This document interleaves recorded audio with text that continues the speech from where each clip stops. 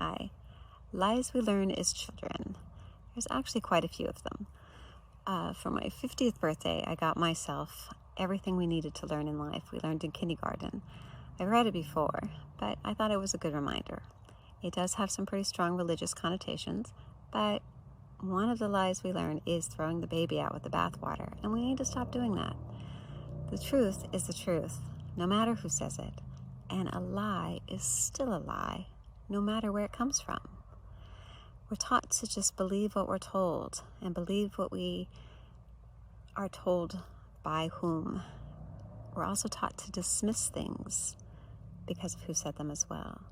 And I hear that a lot. Oh, well, that came from, so you don't have to believe it. Or because so-and-so said it, that makes it true. And the reality is we need to start looking stuff up and finding, is that really a truth? And is that something I believe? And maybe even qualifying, do I need to believe that? It's kind of an important thing. Another lie that a lot of us are taught is that somebody has to lose for you to win. I don't think that's always the case. As a matter of fact, some of the best things are when people work together. Barbecues, picnics, parties, fantastic, awesome, concerts.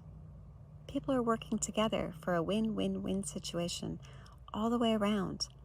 Nobody's losing. Everybody's winning. So, does someone have to get the bunt? Because maybe not. Maybe if we all work together and build together and grow together, maybe we can all win instead of having somebody lose. I also think labeling is an issue that as we grow older, we need to start adjusting what we label, why we label it, and does that label really fit? So behind me, we have a tree. Here, I have a shirt. There are hundreds and hundreds and hundreds of trees, but they're still trees. There are thousands and millions of shirts, but this is still a shirt. So when we say human or person,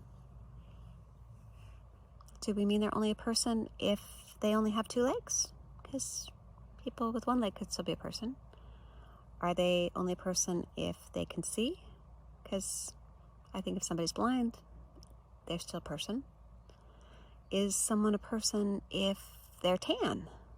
They've been out in the sun all summer. Because I'm thinking, yeah, they're still a person, even if they're tan. What if they speak a different language? Are they still a person?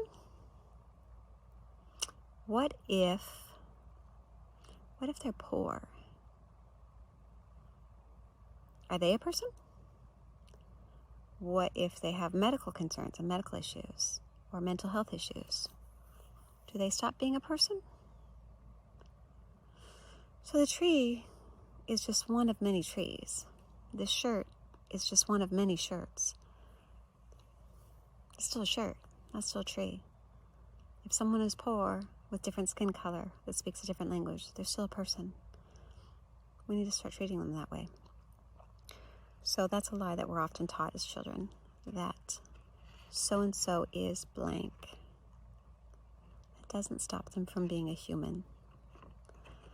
So PTSD and overcoming trauma, to really be effective at that, you need to start thinking about what is it that's hurting.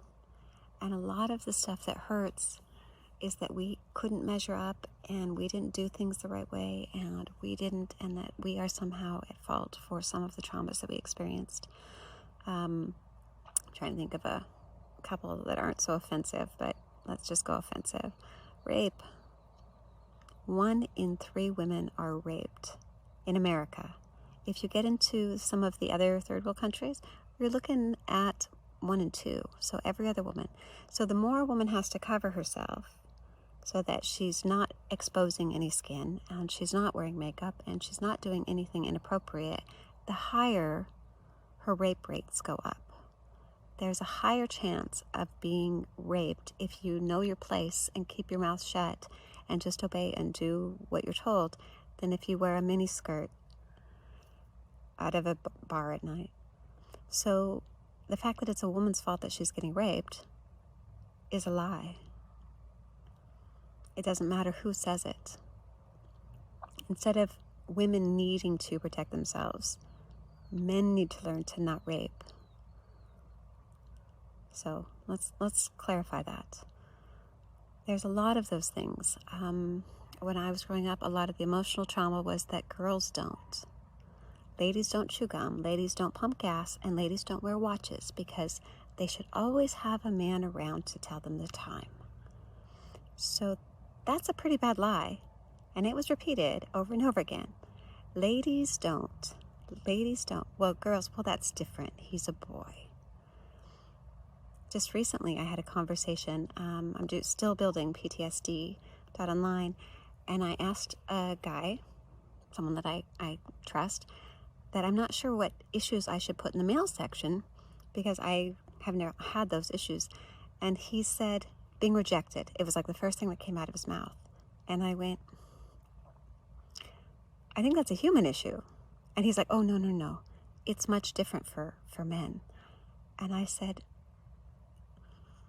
no, women don't like being rejected either.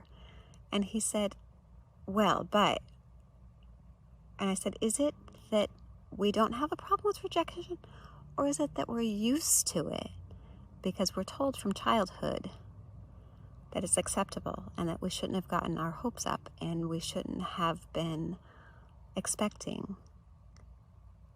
And he got a look on his face and kind of agreed. It's not that women don't like rejection. We're just told we are supposed to get over it. Whereas if a man is rejected, he's supposed to fight back and do more. So that's a lie. There's a lot of gender lies in there. If you're having gender issues, which is, it goes in all directions. There's toxic masculinity, I think is what they call it. I have 7 brothers, so I've heard a lot of if they're this or that, then they're not a real man. And they get depressed and insecure because they don't feel like they can measure up. Because we're taught another lie growing up, which is the bigger and the stronger, the better. But that's not true. If we were to be on a battlefield right now with a bunch of football players and muscle men and a nerd, I'm going to pick the nerd for my team because he's going to find a way to keep us out of the battle. And sometimes that's how you win. Other times, you pick your fights. So, fight number 1, question what you're believing. Ask yourself, is this hurting me? Ask yourself, do I still need to believe that? Mosquito eaters, don't eat mosquitoes. Bigger and stronger is not better. Not for everything, all of the time. Is that a lie? Is that a truth? Does it matter who says it? Because it probably doesn't. So, lies were told as children. Part of recovery is taking that battle head on.